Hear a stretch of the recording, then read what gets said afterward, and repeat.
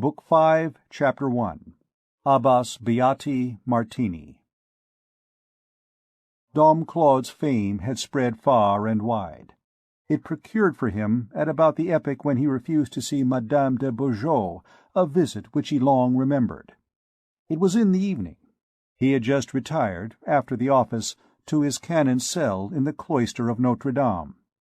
This cell, with the exception possibly of some glass phials, relegated to a corner and filled with a decidedly equivocal powder, which strongly resembled the alchemist's powder of projection, presented nothing strange or mysterious. There were, indeed, here and there, some inscriptions on the walls, but they were pure sentences of learning and piety, extracted from good authors. The Archdeacon had just seated himself, by the light of a three-jetted copper lamp, before a vast coffer crammed with manuscripts. He had rested his elbow upon the open volume of Honorius d'Autun, De Predestinatione et Libero Arbitrio, and he was turning over, in deep meditation, the leaves of a printed folio which he had just brought, the sole product of the press which his cell contained. In the midst of his reverie there came a knock at his door. "Who's there?" cried the learned man, in the gracious tone of a famished dog, disturbed over his bone. A voice without replied, "Your friend, Jacques Coictier." He went to open the door. It was, in fact, the king's physician, a person about 50 years of age, whose harsh physiognomy was modified only by a crafty eye. Another man accompanied him. Both wore long, slate-colored robes, furred with miniver, girded and closed, with caps of the same stuff and hue. Their hands were concealed by their sleeves, their feet by their robes, their eyes by their caps. "God help me, messieurs," said the Archdeacon, showing them in. "I was not expecting distinguished visitors at such an hour." And while speaking in this courteous fashion he cast an uneasy and scrutinizing glance from the physician to his companion. "'Tis never too late to come and pay a visit to so considerable a learned man as Dom Claude Frollo de Tirchapey," replied Dr. Coictier, whose Franche-Comté accent made all his phrases drag along with the majesty of a train-robe. There then ensued between the physician and the Archdeacon one of those congratulatory prologues which, in accordance with custom, at that epoch preceded all conversations between learned men, and which did not prevent them from detesting each other in the most cordial manner in the world. However, it is the same nowadays. Every wise man's mouth complimenting another wise man is a vase of honeyed gall. Claude Frollo's felicitations to Jacques Coictier bore reference principally to the temporal advantages which the worthy physician had found means to extract, in the course of his much-envied career, from each malady of the king, an operation of alchemy much better and more certain than the pursuit of the philosopher's stone.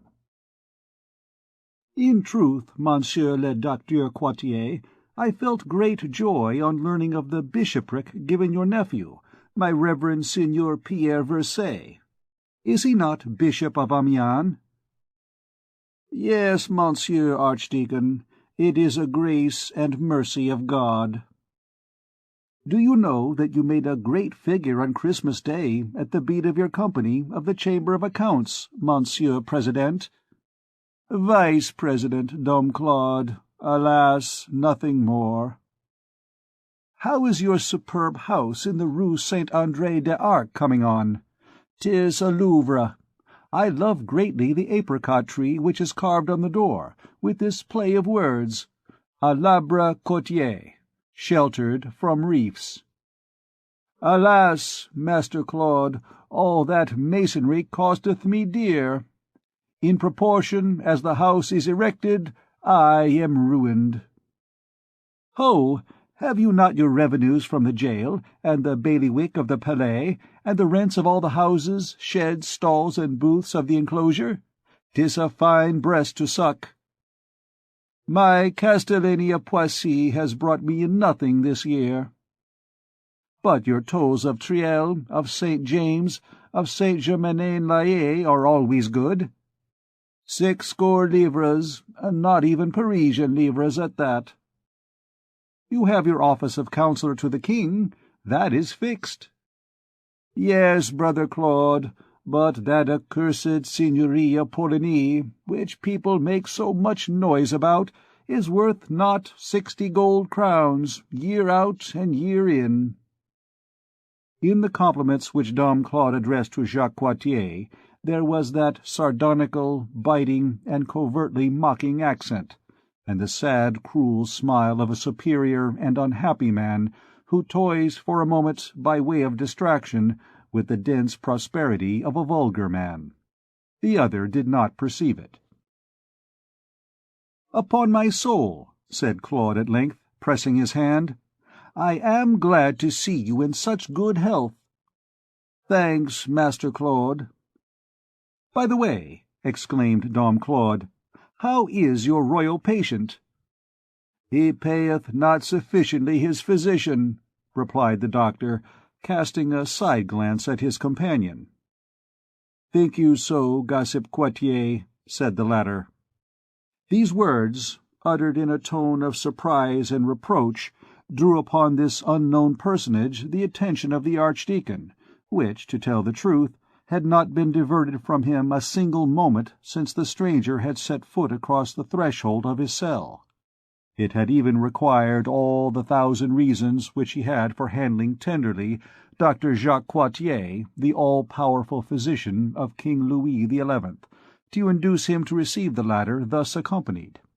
Hence there was nothing very cordial in his manner when Jacques Coictier said to him, "By the way, Claude, I bring you a colleague who has desired to see you on account of your reputation." "Monsieur belongs to science?" asked the Archdeacon, fixing his piercing eye upon Coictier's companion.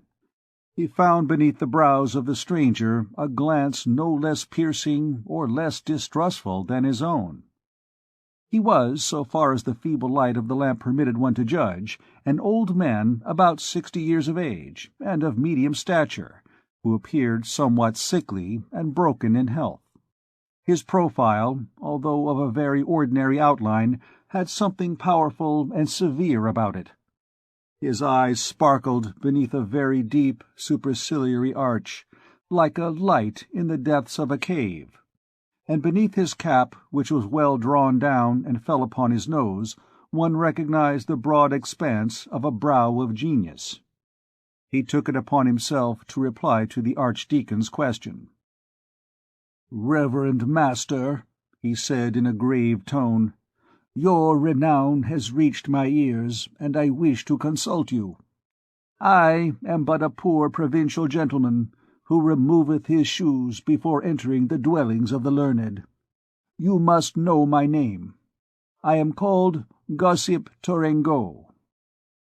"Strange name for a gentleman," said the Archdeacon to himself. Nevertheless, he had a feeling that he was in the presence of a strong and earnest character.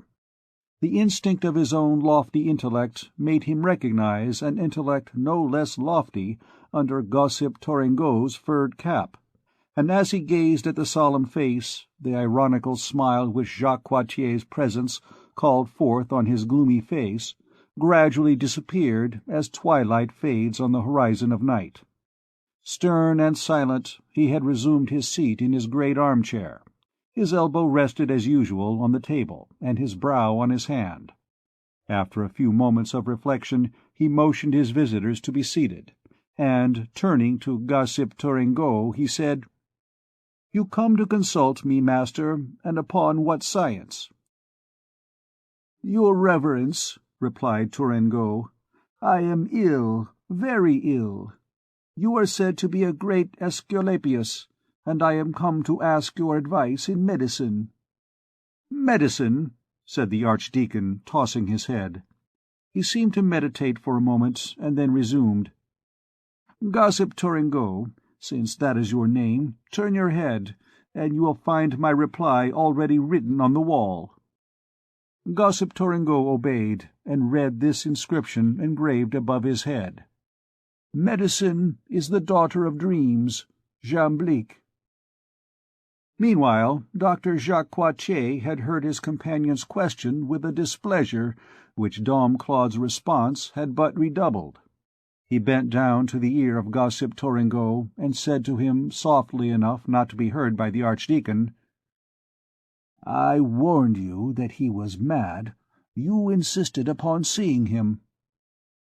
"'Tis very possible that he is right, madman as he is, Dr. Jacques," replied his comrade in the same low tone, and with a bitter smile. "As you please," replied Coictier dryly. Then, addressing the Archdeacon, "You are clever at your trade, Dom Claude, and you are no more at a loss over Hippocrates than a monkey is over a nut. Medicine a dream! I suspect that the pharmacopolists and the master physicians would insist upon stoning you if they were here. So you deny the influence of philters upon the blood and unguents on the skin? You deny that eternal pharmacy of flowers and metals which is called the world, made expressly for that eternal invalid called man?" "I deny," said Dom Claude coldly, "neither pharmacy nor the invalid. I reject the physician." "Then it is not true," resumed Coictier hotly, "that gout is an internal eruption, that a wound caused by artillery is to be cured by the application of a young mouse roasted, that young blood, properly injected, restores youth to aged veins. It is not true that 2 and 2 make 4, and that improstathonos follows opistathonos." The Archdeacon replied without perturbation, "There are certain things of which I think in a certain fashion." Coictier became crimson with anger. "There, there, my good Coictier, let us not get angry," said Gossip Touringeau. "Monsieur the Archdeacon is our friend." Coictier calmed down, muttering in a low tone, "After all, he's mad." "Pasque Dieu, Master Claude," resumed Gossip Touringeau, after a silence, "you embarrass me greatly. I had 2 things to consult you upon, one touching my health, and the other touching my star." "Monsieur," returned the Archdeacon, "if that be your motive, you would have done as well not to put yourself out of breath climbing my staircase. I do not believe in medicine. I do not believe in astrology." "Indeed?" said the man with surprise. Coictier gave a forced laugh. "You see that he is mad," he said in a low tone to Gossip Touringeau. "He does not believe in astrology." "The idea of imagining," pursued Dom Claude, "that every ray of a star is a thread which is fastened to the head of a man." "And what, then, do you believe in?" exclaimed Gossip Touringeau. The Archdeacon hesitated for a moment, then he allowed a gloomy smile to escape, which seemed to give the lie to his response, "Credo in Deum." "Dominum nostrum," added Gossip Touringeau, making the sign of the cross. "Amen," said Coictier. "Reverend Master," resumed Touringeau, "I am charmed in soul to see you in such a religious frame of mind. But have you reached the point, great savant as you are, of no longer believing in science?" "No," said the Archdeacon, grasping the arm of Gossip Touringeau, and a ray of enthusiasm lighted up his gloomy eyes. "No, I do not reject science. I have not crawled so long, flat on my belly, with my nails in the earth, through the innumerable ramifications of its caverns, without perceiving far in front of me, at the end of the obscure gallery, a light, a flame, a something, the reflection, no doubt, of the dazzling central laboratory where the patient and the wise have found out God." "And in short," interrupted Touringeau, "what do you hold to be true and certain?" "Alchemy." Coictier exclaimed, "Pardieu, Dom Claude, alchemy has its use, no doubt, but why blaspheme medicine and astrology?" Naught is your science of man, naught is your science of the stars," said the Archdeacon commandingly. "That's driving Epidaurus and Chaldea very fast," replied the physician with a grin. "Listen, Monsieur Jacques, this is said in good faith. I am not the king's physician, and His Majesty has not given me the garden of Daedalus in which to observe the constellations. Don't get angry, but listen to me. What truth have you deduced, I will not say from medicine, which is too foolish a thing, but from astrology? Cite to me the virtues of the vertical Bostropheton, the treasures of the number Ziruph, and those of the number Zephirad."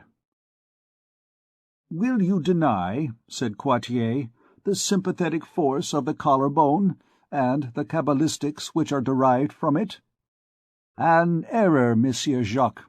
None of your formulas end in reality. Alchemy, on the other hand, has its discoveries. Will you contest results like this? Ice confined beneath the earth for 1,000 years is transformed into rock crystals. Lead is the ancestor of all metals. For gold is not a metal, gold is light. Lead requires only 4 periods of 200 years each to pass in succession from the state of lead to the state of red arsenic, from red arsenic to tin, from tin to silver. Are not these facts? But to believe in the collarbone, and in the full line, and in the stars, is as ridiculous as to believe with the inhabitants of Grand Cathay that the golden oriole turns into a mole, and that grains of wheat turn into fish of the carp species." "I have studied hermetic science," exclaimed Quartier, "and I affirm—" The fiery Archdeacon did not allow him to finish. "And I have studied medicine, astrology, and hermetics. Here alone is the truth." As he spoke thus, he took from the top of the coffer a phial filled with the powder which we have mentioned above. "Here alone is light. Hippocrates is a dream. Urania is a dream. Hermes a thought. Gold is the sun. To make gold is to be God. Herein lies the one and only science. I have sounded the depths of medicine and astrology, I tell you. Naught, nothingness. The human body, shadows. The planets, shadows." And he fell back in his armchair in a commanding and inspired attitude. Gossip Tourengeau watched him in silence. Quartier tried to grin, shrugged his shoulders imperceptibly, and repeated in a low voice, "A madman." "And," said Tourengeau suddenly, "the wondrous result, have you attained it? Have you made gold?" "If I had made it," replied the Archdeacon, articulating his words slowly, like a man who is reflecting, "the King of France would be named Claude, and not Louis." The stranger frowned. "What am I saying?" resumed Dom Claude, with a smile of disdain. "What would the throne of France be to me when I could rebuild the Empire of the Orient?" "Very good," said the stranger. "Oh, the poor fool," murmured Quartier. The Archdeacon went on, appearing to reply now only to his thoughts. "But no, I am still crawling. I am scratching my face and knees against the pebbles of the subterranean pathway. I catch a glimpse. I do not contemplate. I do not read. I spell out." "And when you know how to read," demanded the stranger, "will you make gold?" "Who doubts it?" said the Archdeacon. "In that case, Our Lady knows that I am greatly in need of money, and I should much desire to read in your books. Tell me, Reverend Master, is your science inimical or displeasing to Our Lady?" "Whose Archdeacon I am?" Dom Claude contented himself with replying, with tranquil hauteur. "That is true, my master. Well, will it please you to initiate me? Let me spell with you." Claude assumed the majestic and pontifical attitude of a Samuel. "Old man, it requires longer years than remain to you to undertake this voyage across mysterious things. Your head is very grey. One comes forth from the cavern only with white hair, but only those with dark hair enter it. Science alone knows well how to hollow, wither, and dry up human faces. She needs not to have old age bring her faces already furrowed. Nevertheless, if the desire possesses you of putting yourself under discipline at your age, and of deciphering the formidable alphabet of the sages, come to me. 'Tis well, I will make the effort. I will not tell you, poor old man, to go and visit the sepulchral chambers of the pyramids, of which ancient Herodotus speaks, nor the brick tower of Babylon, nor the immense white marble sanctuary of the Indian temple of Eklinga. I, no more than yourself, have seen the Chaldean masonry works constructed according to the sacred form of the Sikra, nor the temple of Solomon, which is destroyed, nor the stone doors of the sepulchre of the kings of Israel, which are broken. We will content ourselves with the fragments of the Book of Hermes which we have here. I will explain to you the statue of Saint Christopher, the symbol of the sower, and that of the two angels which are on the front of the Sainte-Chapelle, and one of which holds in his hands a vase, the other a cloud." Here Jacques Coictier, who had been unhorsed by the Archdeacon's impetuous replies, regained his saddle, and interrupted him with the triumphant tone of one learned man correcting another. "Eras amici Claudi. The symbol is not the number. You take Orpheus for Hermes." "'Tis you who are in error," replied the Archdeacon gravely. "Daedalus is the base, Orpheus is the wall, Hermes is the edifice. That is all. You shall come when you will," he continued, turning to Tourangeau. "I will show you the little parcels of gold which remained at the bottom of Nicolas Flamel's alembic, and you shall compare them with the gold of Guillaume de Paris. I will teach you the secret virtues of the Greek word peristera. But first of all I will make you read, one after the other, the marble letters of the alphabet, the granite pages of the book.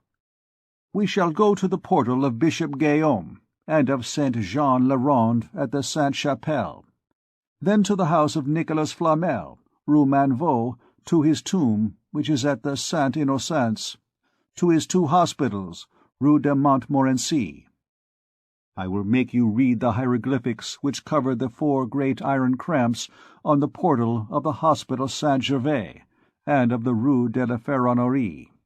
We will spell out in company also the façade of Saint-Côme, of Sainte-Geneviève d'Ardentes, of Saint-Martin, of Saint-Jacques de la Boucherie." For a long time Gossip Tourangeau, intelligent as was his glance, had appeared not to understand Dom Claude. He interrupted. "Pasque Dieu! What are your books, then?"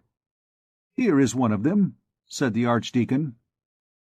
And opening the window of his cell, he pointed out with his finger the immense church of Notre Dame, which, outlining against the starry sky the black silhouette of its 2 towers, its stone flanks, its monstrous haunches, seemed an enormous 2-headed sphinx seated in the middle of the city. The Archdeacon gazed at the gigantic edifice for some time in silence, then, extending his right hand, with a sigh towards the printed book which lay open on the table, and his left towards Notre Dame, and turning a sad glance from the book to the church, "Alas," he said, "this will kill that." Coictier, who had eagerly approached the book, could not repress an exclamation. "Eh, but now what is there so formidable in this? Glossa in epistolis dit Pauli, Nurembergo Antonius Coburger, 1474. This is not new. 'Tis a book of Pierre Lombard, the master of sentences. Is it because it is printed?" "You have said it," replied Claude, who seemed absorbed in a profound meditation, and stood resting, his forefinger bent backward on the folio which had come from the famous press of Nuremberg. Then he added these mysterious words: "Alas, alas, small things come at the end of great things. A tooth triumphs over a mass.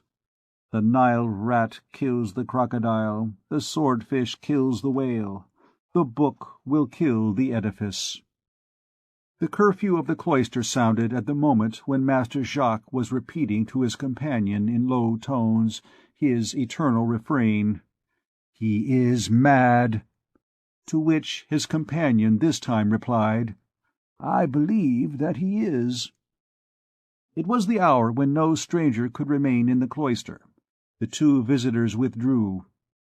"Master," said Gossip Touringeau, as he took leave of the Archdeacon, "I love wise men and great minds, and I hold you in singular esteem. Come tomorrow to the Palace des Tournelles, and inquire for the Abbé de Saint-Martin of Tours." The Archdeacon returned to his chamber dumbfounded, comprehending at last who Gossip Touringeau was, and recalling that passage of the Register of Saint-Martin of Tours: "Abbas Beati Martini, silicet rex Franciae, est canonicus de constitutine et habet parvem probendum, quam habet sanctus Venantius, et debet sedere in sede Thesarari." It is asserted that after that epoch the Archdeacon had frequent conferences with Louis XI when His Majesty came to Paris, and that Dom Claude's influence quite overshadowed that of Olivier le Daim and Jacques Coictier, who, as was his habit, rudely took the king to task on that account. End of Book 5, Chapter 1. The Hunchback of Notre Dame, by Victor Hugo. Book 5, Chapter 2. This Will Kill That. Our lady readers will pardon us if we pause for a moment to seek what could have been the thought concealed beneath those enigmatic words of the Archdeacon, "This will kill that. The book will kill the edifice." To our mind, this thought had two faces. In the first place, it was a priestly thought. It was the affright of the priest in the presence of a new agent, the printing press.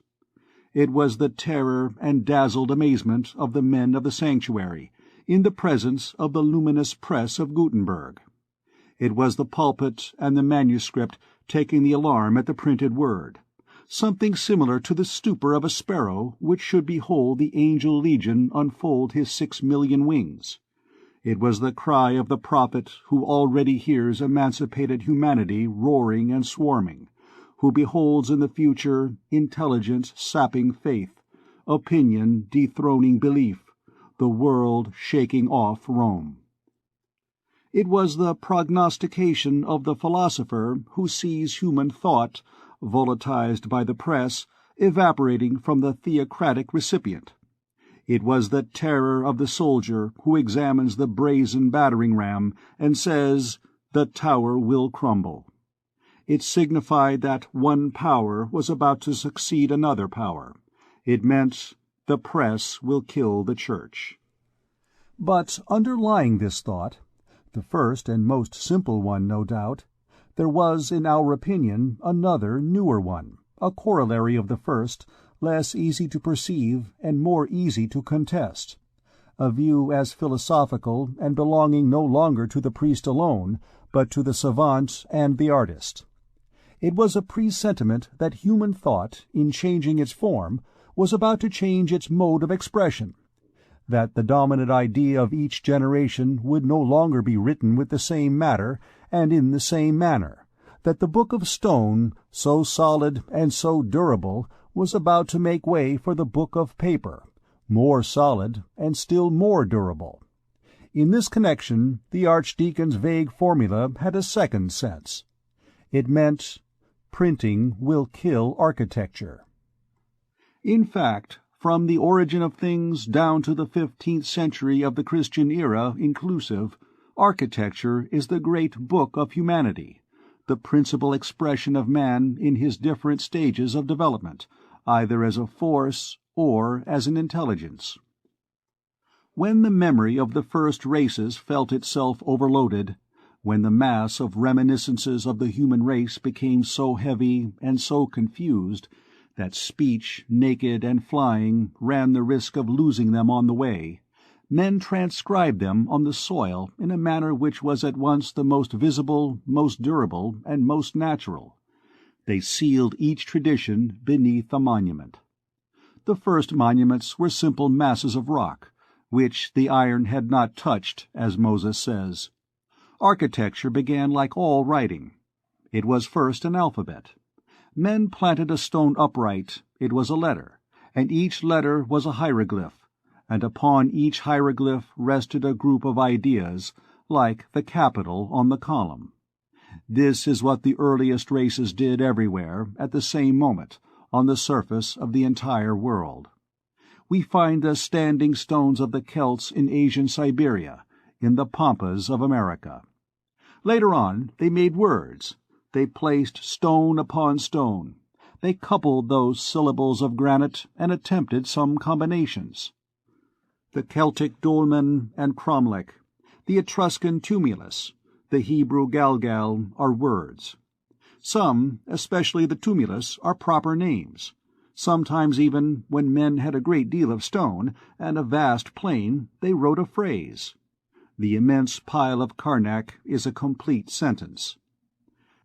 At last they made books. Traditions had brought forth symbols, beneath which they disappeared like the trunk of a tree beneath its foliage. All these symbols in which humanity placed faith continued to grow, to multiply, to intersect, to become more and more complicated. The first monuments no longer sufficed to contain them. They were overflowing in every part. These monuments hardly expressed now the primitive tradition, simple like themselves, naked and prone upon the earth. The symbol felt the need of expansion in the edifice. Then architecture was developed in proportion with human thought. It became a giant with 1,000 heads and 1,000 arms, and fixed all this floating symbolism in an eternal, visible, palpable form. While Daedalus, who is force, measured, while Orpheus, who is intelligence, sang, the pillar, which is a letter, the arcade, which is a syllable, the pyramid, which is a word, all set in movement at once by a law of geometry and by a law of poetry, grouped themselves, combined, amalgamated, descended, ascended, placed themselves side by side on the soil, ranged themselves in stories in the sky, until they had written under the dictation of the general idea of an epoch those marvelous books which were also marvelous edifices. The pagoda of Eklinga, the Ramesseum of Egypt, the Temple of Solomon. The generating idea, the Word, was not only at the foundation of all these edifices, but also in the form. The Temple of Solomon, for example, was not alone the binding of the Holy Book, it was the Holy Book itself. On each one of its concentric walls the priests could read the Word translated and manifested to the eye, and thus they followed its transformations from sanctuary to sanctuary, until they seized it in its last tabernacle under its most concrete form, which still belonged to architecture, the arch. Thus the Word was enclosed in an edifice, but its image was upon its envelope, like the human form on the coffin of a mummy. And not only the form of edifices, but the site selected for them, revealed the thought which they represented, according as the symbol to be expressed was graceful or grave. Greece crowned her mountains with a temple harmonious to the eye. India disemboweled hers, to chisel therein those monstrous subterranean pagodas, borne up by gigantic rows of granite elephants. Thus, during the first 6,000 years of the world, from the most immemorial pagoda of Hindustan to the cathedral of Cologne, architecture was the great handwriting of the human race. And this is so true, that not only every religious symbol, but every human thought has its page and its monument in that immense book. All civilization begins in theocracy and ends in democracy.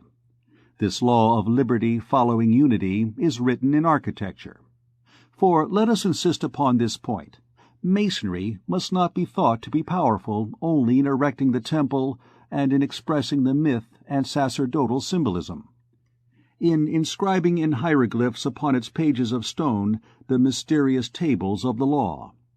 If it were thus, as there comes in all human society a moment when the sacred symbol is worn out and becomes obliterated under freedom of thought, when man escapes from the priest, when the excrescence of philosophies and systems devour the face of religion, architecture could not reproduce this new state of human thought. Its leaves, so crowded on the face, would be empty on the back.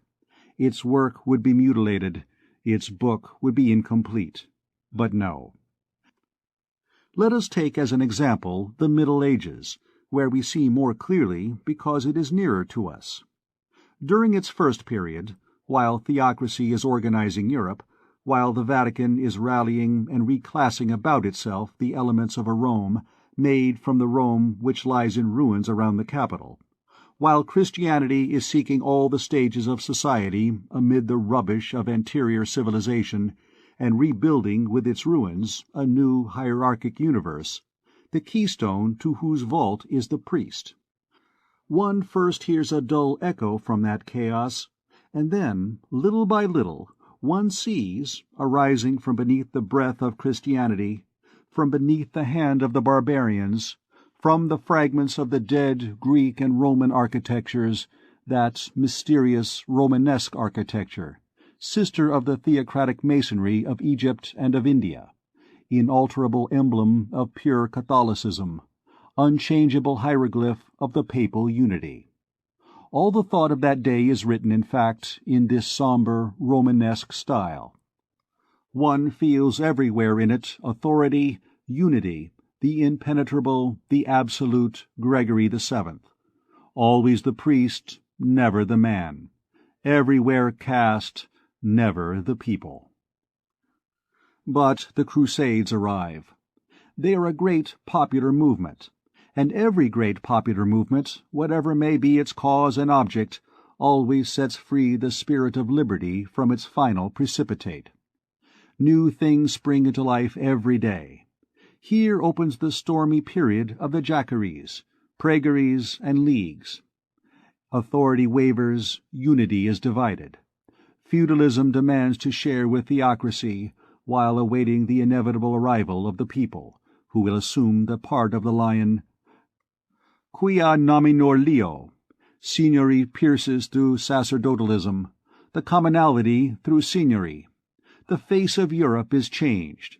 Well, the face of architecture is changed also. Like civilization, it has turned a page, and the new spirit of the time finds her ready to write at its dictation. It returns from the Crusades with the pointed arch, like the nations with liberty. Then, while Rome is undergoing gradual dismemberment, Romanesque architecture dies. The hieroglyph deserts the cathedral, and betakes itself to blazoning the donjon keep, in order to lend prestige to feudalism. The cathedral itself, that edifice formerly so dogmatic, invaded henceforth by the bourgeoisie, by the community, by liberty, escapes the priest and falls into the power of the artist. The artist builds it after his own fashion. Farewell to mystery, myth, law. Fancy and caprice, welcome. Provided the priest has his basilica and his altar, he has nothing to say. The four walls belong to the artist. The architectural book belongs no longer to the priest, to religion, to Rome. It is the property of poetry, of imagination, of the people. Hence the rapid and innumerable transformations of that architecture which owns but 3 centuries, so striking after the stagnant immobility of the Romanesque architecture, which owns 6 or 7. Nevertheless, art marches on with giant strides.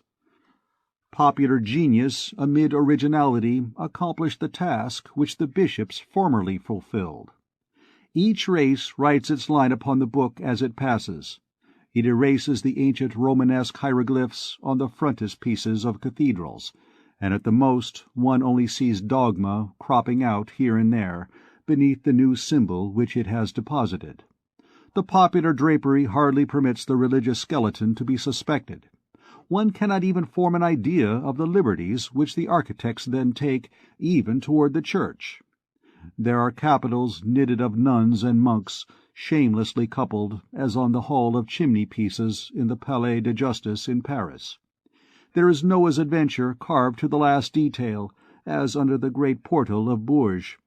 There is a bacchanalian monk with ass's ears and glass in hand, laughing in the face of a whole community, as on the lavatory of the Abbey of Beauchervie. There exists at that epoch, for thought written in stone, a privilege exactly comparable to our present liberty of the press. It is the liberty of architecture. This liberty goes very far. Sometimes a portal, a façade, an entire church presents a symbolical sense absolutely foreign to worship, or even hostile to the church. In the 13th century, Guillaume de Paris and Nicolas Flamel in the 15th wrote such seditious pages. Saint-Jacques de la Boucherie was a whole church of the opposition. Thought was then free only in this manner, hence it never wrote itself out completely except on the books called edifices. Thought, under the form of edifice, could have beheld itself burned in the public square by the hands of the executioner, in its manuscript form, if it had been sufficiently imprudent to risk itself thus. Thought, as the door of a church, would have been a spectator of the punishment of thought as a book, having thus only this resource, masonry, in order to make its way to the light, flung itself upon it from all quarters.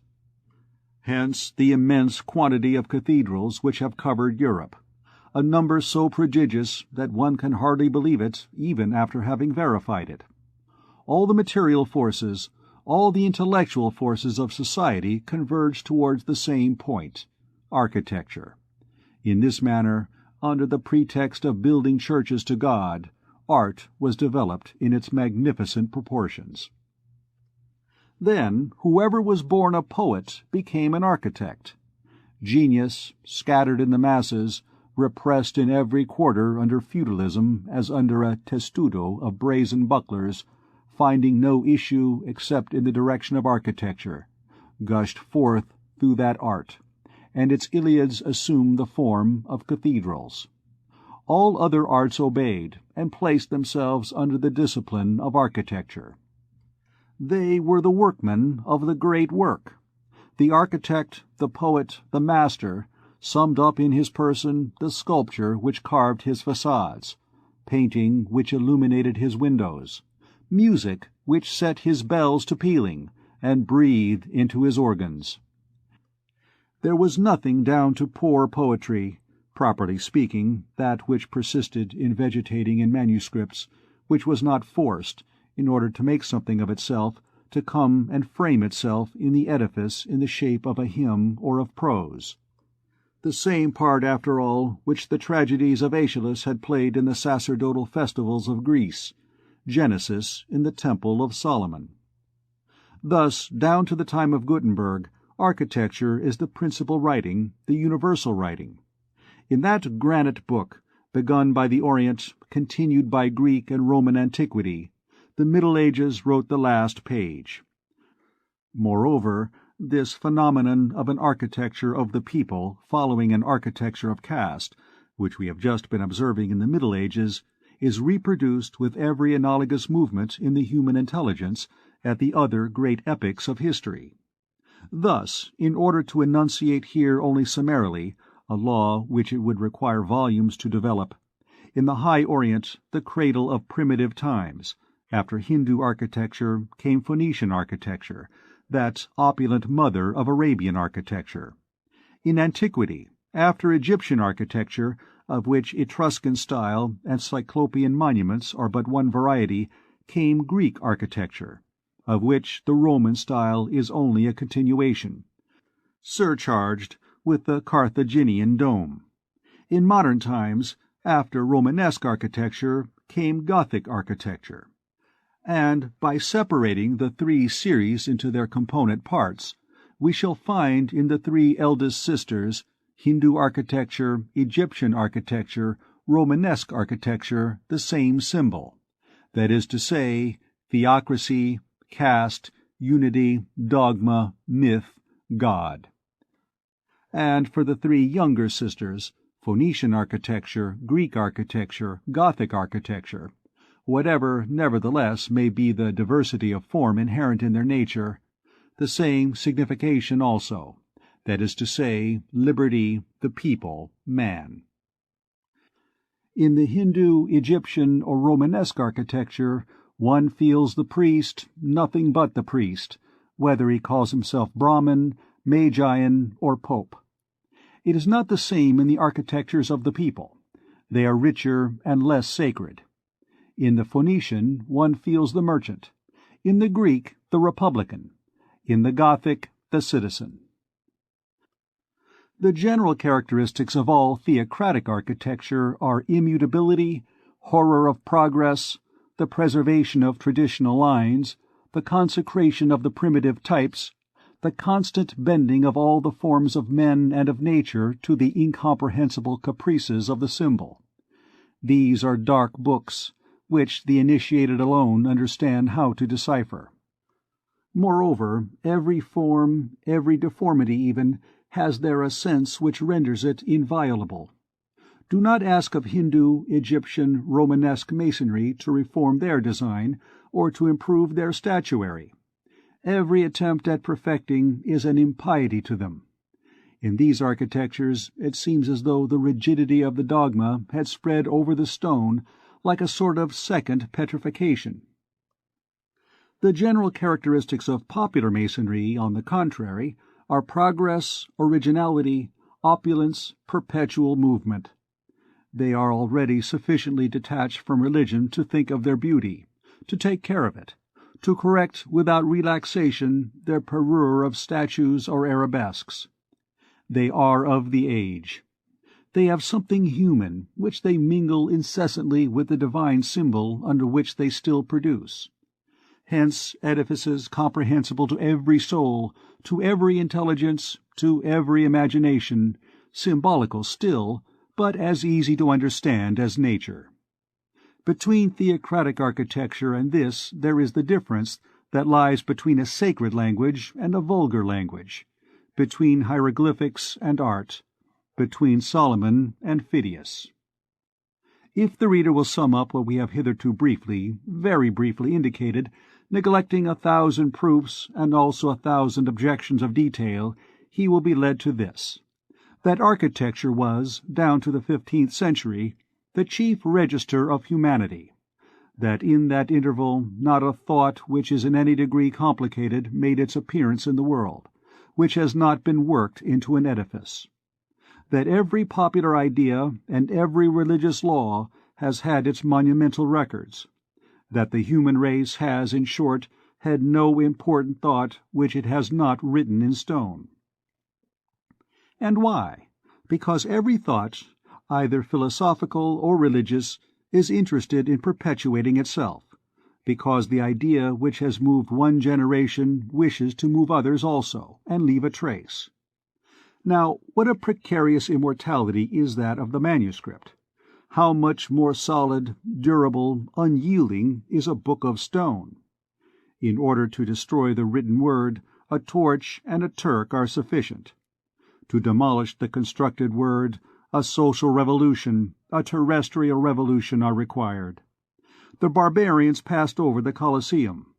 The deluge, perhaps, passed over the pyramids. In the 15th century, everything changes.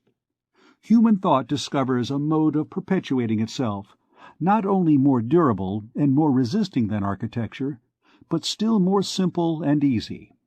Architecture is dethroned. Gutenberg's letters of lead are about to supersede Orpheus's letters of stone. The invention of printing is the greatest event in history. It is the mother of revolution. It is the mode of expression of humanity which is totally renewed. It is human thought stripping off one form and donning another. It is the complete and definitive change of skin of that symbolical serpent which, since the days of Adam, has represented intelligence. In its printed form, thought is more imperishable than ever. It is volatile, irresistible, indestructible. It is mingled with the air. In the days of architecture it made a mountain of itself, and took powerful possession of a century and a place. Now it converts itself into a flock of birds, scatters itself to the four winds, and occupies all points of air and space at once. We repeat, who does not perceive that in this form it is far more indelible? It was solid, it has become alive. It passes from duration in time to immortality. One can demolish a mass. How can one extirpate ubiquity? If a flood comes, the mountains will have long disappeared beneath the waves, while the birds will still be flying about. And if a single ark floats on the surface of the cataclysm, they will light upon it, will float with it, will be present with it at the ebbing of the waters. And the new world which emerges from this chaos will behold, on its awakening, the thought of the world which has been submerged, soaring above it, winged and living. And when one observes that this mode of expression is not only the most conservative, but also the most simple, the most convenient, the most practicable for all, when one reflects that it does not drag after it bulky baggage, and does not set in motion a heavy apparatus, when one compares thought forced, in order to transform itself into an edifice, to put in motion 4 or 5 other arts and tons of gold, a whole mountain of stones, a whole forest of timber work, a whole nation of workmen. When one compares it to the thought which becomes a book, and for which a little paper, a little ink, and a pen suffice, how can one be surprised that human intelligence should have quitted architecture for printing? Cut the primitive bed of a river abruptly, with a canal hollowed out below its level, and the river will desert its bed. Behold how, beginning with the discovery of printing, architecture withers away little by little, becomes lifeless and bare. How one feels the water sinking, the sap departing, the thought of the times and of the people withdrawing from it. The chill is almost imperceptible in the 15th century. The press is, as yet, too weak, and at the most draws from powerful architecture a superabundance of life. But practically beginning in the 16th century, the malady of architecture is visible. It is no longer the expression of society. It becomes classic art in a miserable manner. From being Gallic, European, indigenous, it becomes Greek and Roman. From being true and modern, it becomes pseudo-classic. It is this decadence which is called the Renaissance. A magnificent decadence, however, for the ancient Gothic genius, that sun which sets behind the gigantic press of Mayence, still penetrates for a while longer with its rays that whole hybrid pile of Latin arcades and Corinthian columns. It is that setting sun which we mistake for the dawn. Nevertheless, from the moment when architecture is no longer anything but an art like any other, as soon as it is no longer the total art, the sovereign art, the tyrant art, it has no longer the power to retain the other arts. So they emancipate themselves, break the yoke of the architect, and take themselves off, each one in its own direction. Each one of them gains by this divorce. Isolation aggrandizes everything. Sculpture becomes statuary. The image trade becomes painting. The canon becomes music. One would pronounce it an empire dismembered at the death of its Alexander, and whose provinces become kingdoms. Hence Raphael, Michelangelo, Jean Goujon, Palestrina, those splendors of the dazzling 16th century. Thought emancipates itself in all directions at the same time as the arts. The arch-heretics of the Middle Ages had already made large incisions into Catholicism. The 16th century breaks religious unity. Before the invention of printing, reform would have been merely a schism. Printing converted it into a revolution. Take away the press, heresy is enervated. Whether it be Providence or fate, Gutenberg is the precursor of Luther. Nevertheless, when the sun of the Middle Ages is completely set, when the Gothic genius is forever extinct upon the horizon, architecture grows dim, loses its color, becomes more and more effaced. The printed book, the gnawing worm of the edifice, sucks and devours it. It becomes bare, denuded of its foliage, and grows visibly emaciated. It is petty, it is poor, it is nothing. It no longer expresses anything, not even the memory of the art of another time. Reduced to itself, abandoned by the other arts, because human thought is abandoning it summons bunglers in place of artists. Glass replaces the painted windows.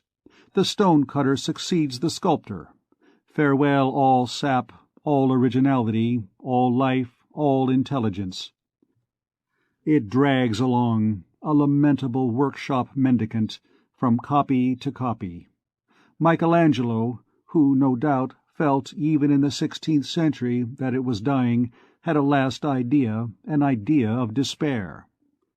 That Titan of art piled the Pantheon on the Parthenon, and made St. Peter's at Rome. A great work, which deserved to remain unique, the last originality of architecture, the signature of a giant artist at the bottom of the colossal register of stone which was closed forever. With Michelangelo dead, what does this miserable architecture, which survived itself in the state of a spectre, do? It takes St. Peter in Rome, copies it, and parodies it. It is a mania, it is a pity. Each century has its St. Peter's of Rome. In the 17th century, the Val de Grace. In the 18th, Saint Geneviève. Each country has its St. Peter's of Rome. London has one, Petersburg has another, Paris has 2 or 3. The insignificant testament, the last dotage of a decrepit grand art, falling back into infancy before it dies. If, in place of the characteristic monuments which we have just described, we examine the general aspect of art from the 16th to the 18th century, we notice the same phenomena of decay and phthisis. Beginning with François II, the architectural form of the edifice effaces itself more and more, and allows the geometrical form, like the bony structure of an emaciated invalid, to become prominent. The fine lines of art give way to the cold and inexorable lines of geometry. An edifice is no longer an edifice. It is a polyhedron. Meanwhile, architecture is tormented in her struggles to conceal this nudity. Look at the Greek pediment inscribed upon the Roman pediment, and vice versa. It is still the Pantheon on the Parthenon, St. Peter's of Rome. Here are the brick houses of Henri IV, with their stone corners, the Place Royale, the Place Dauphine. Here are the churches of Louis XIII, heavy, squat, thick-set, crowded together, loaded with a dome like a hump. Here is the Mazarin architecture, that wretched Italian pasticcio of the 4 nations.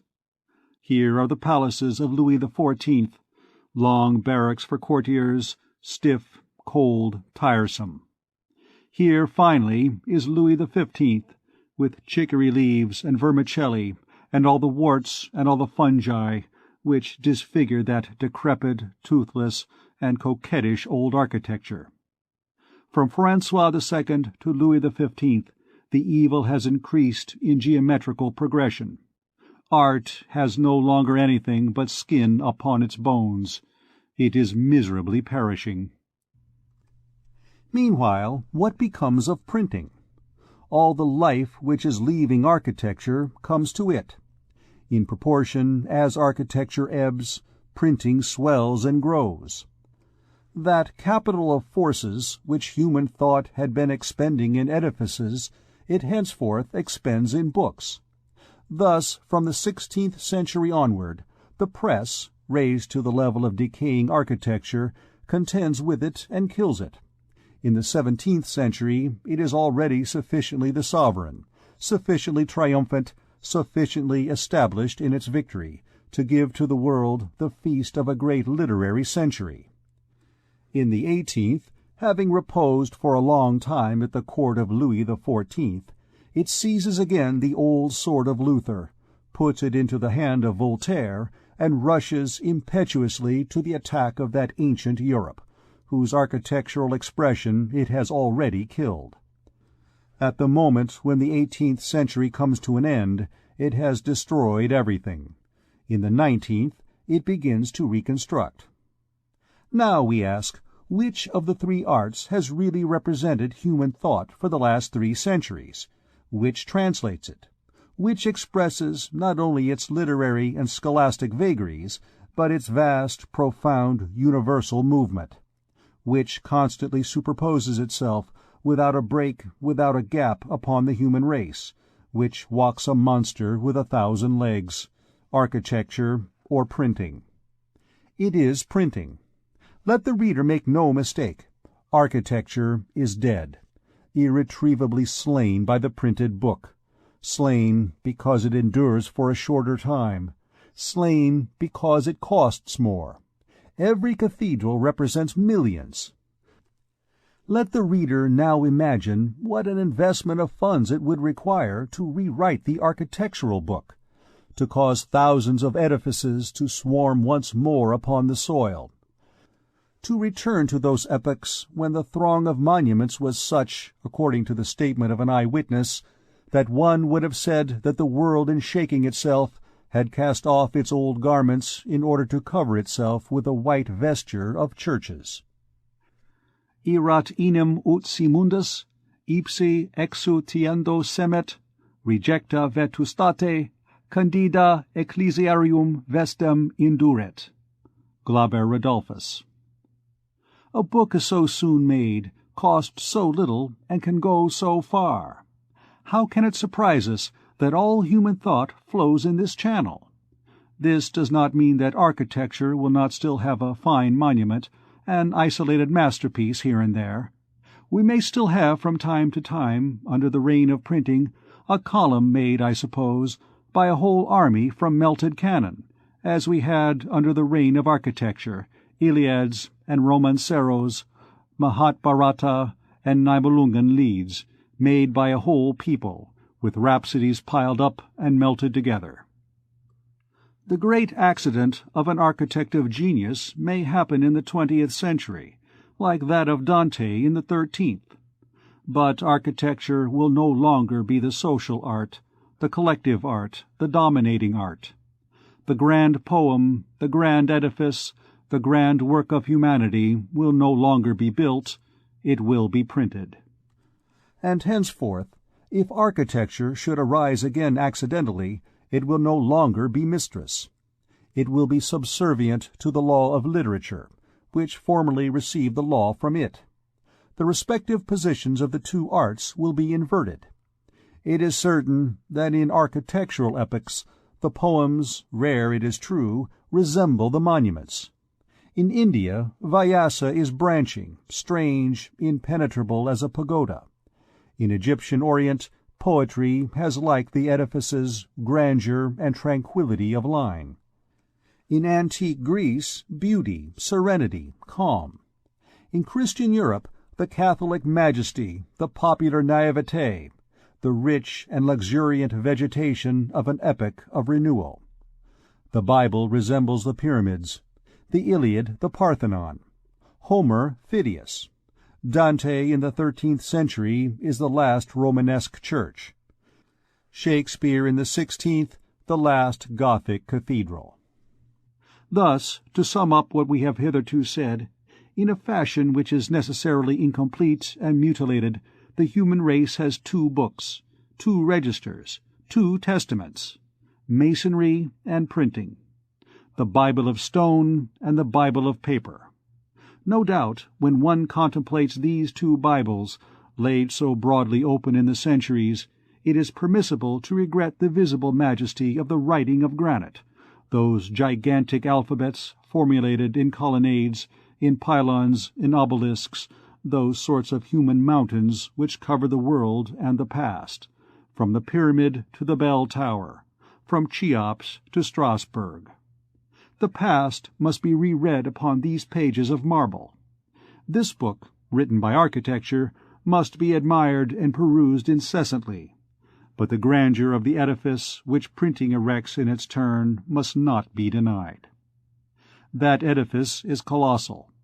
Some compiler of statistics has calculated that if all the volumes which have issued from the press since Gutenberg's day were to be piled one upon another, they would fill the space between the earth and the moon.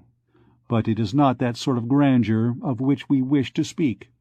Nevertheless, when one tries to collect in one's mind a comprehensive image of the total products of printing down to our own days, does not that total appear to us like an immense construction resting upon the entire world, at which humanity toils without relaxation, and whose monstrous crest is lost in the profound mists of the future? It is the ant-hill of intelligence. It is the hive whither come all imaginations, those golden bees with their honey. The edifice has 1,000 stories. Here and there one beholds on its staircases the gloomy caverns of science which pierce its interior. Everywhere upon its surface art causes its arabesques, rosettes, and laces to thrive luxuriantly before the eyes. There every individual work, however capricious and isolated it may seem, has its place and its projection. Harmony results from the whole. From the Cathedral of Shakespeare to the Mosque of Byron, 1,000 tiny bell towers are piled pell-mell above this metropolis of universal thought. At its base are written some ancient titles of humanity, which architecture had not registered. To the left of the entrance has been fixed the ancient bas-relief in white marble of Homer. To the right, the polyglot Bible rears its 7 heads. The Hydra of the Romancero and some other hybrid forms, the Vedas and the Nibelungen bristle further on. Nevertheless, the prodigious edifice still remains incomplete. The press, that giant machine, which incessantly pumps all the intellectual sap of society, belches forth without pause fresh materials for its work. The whole human race is on the scaffoldings. Each mind is a mason. The humblest fills his hole or places his stone. Rétif de la Bretonne brings his hod of plaster. Every day a new course rises. Independently of the original and individual contribution of each writer, there are collective contingents. The 18th century gives the encyclopedia. The Revolution gives the Moniteur. Assuredly, it is a construction which increases and piles up in endless spirals. There also are confusion of tongues, incessant activity, indefatigable labor, eager competition of all humanity, refuge promised to intelligence, a new flood against an overflow of barbarians. It is the second Tower of Babel of the human race. End of Book 5, Chapter 2.